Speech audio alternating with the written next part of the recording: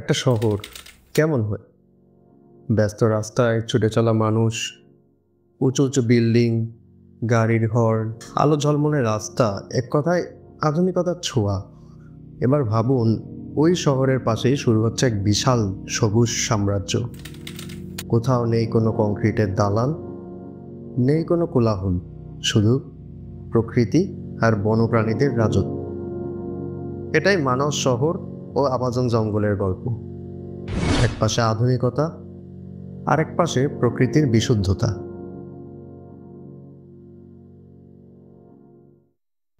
আমরা এখন মানাউস শহরে।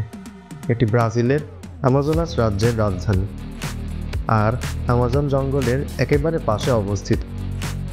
এই শহরকে অনেকেই জলের শহর বলেন, কারণ এখানে নদীগুলোই প্রধান যোগাযোগের মাধ্যম। কিন্তু এই শহর সবসময় এমন ছিল না।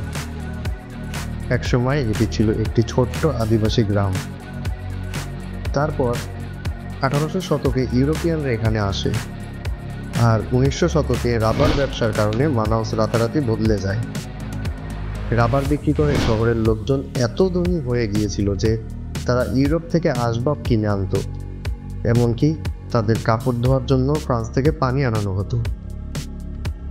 আজ মানাউস ব্রাজিলের অন্যতম ব্যস্ত শহর, কিন্তু একদম পাশেই রয়েছে এমন একটি জায়গা যেখানে আধুনিকতার কোনো ছোঁয়া নেই। এই শহর পেরোলেই শুরু হয় পৃথিবীর সবচেয়ে বড় গ্রীষ্মমণ্ডলীয় বন, Amazon rain forest.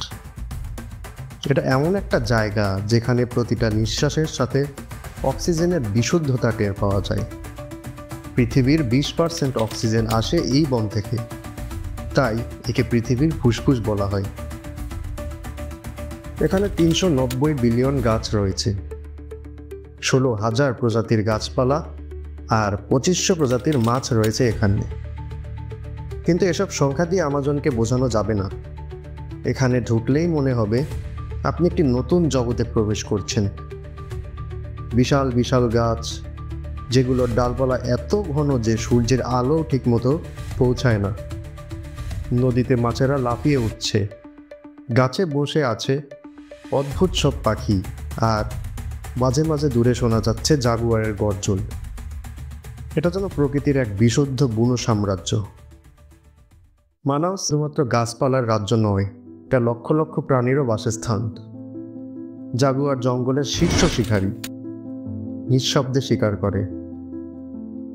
Pink dolphin বিশ্বের অন্যতম রহস্যময় জলজ প্রাণী। পিরানহা দেখতে ছোট, কিন্তু দল বেঁধে শিকার করে ভয়ঙ্করভাবে। টোকান পাখি, বিশাল ঠোঁটের এক পাখি, দেখতে যেমন সুন্দর তেমনি রহস্যময়। শহরের কোনো চিড়িয়াখানায় এদের দেখা মিলবে না। এরা প্রকৃতির মাঝে স্বাধীনভাবে বাস করে, কিন্তু বন উজাড় হতে থাকলে এদের ভবিষ্যৎ কী হবে? আমরা যদি এভাবে চলতে থাকি, তাহলে একসময় হয়তো আমাজন জঙ্গল মানচিত্র কেবল নামেই থাকবে। প্রতিদিন হাজার হাজার হেক্টর বন ধ্বংস হচ্ছে কৃষিকাজ ও শিল্প কারখানা আর নগরায়নের জন্য। 1970 সালের পর থেকে আমাজনের 20% বন কেটে ফেলা হয়। বিজ্ঞানীরা বলেছেন এই ধ্বংস চলতে থাকলে 2050 সালের মধ্যে আমাজনের 50% হারিয়ে যাবে। কিন্তু আমাজন কেবল ব্রাজিলের বন নয়, এটি সমগ্র পৃথিবীর ফুসফুস। এই বন বাঁচানো মানে নিজেদের ভবিষ্যৎ রক্ষা করা। মানাউস আর আমাজন, আধুনিকতা আর প্রকৃতির দুই বিপরীত মেরু। কিন্তু আমাদের দায়িত্ব হচ্ছে এই দুটোর মাঝে ভারসাম্য তৈরি করা। আমরা চাইলে আমাদের কর্মকাণ্ড দিয়ে এই বন ধ্বংস করতে পারি, আবার চাইলে সংরক্ষণের মাধ্যমে এই প্রাকৃতিক বিস্ময়কে টিকিয়ে রাখতে পারি। প্রশ্ন হচ্ছে, আমরা কি করব? আপনার কি মনে হয় আমাজন রক্ষা করতে আমাদের কি করা উচিত? কমেন্টে জানাতে ভুলবেন না, এবং আমার চ্যানেলটি একটি লাইক ও সাবস্ক্রাইব করে দিন। ধন্যবাদ।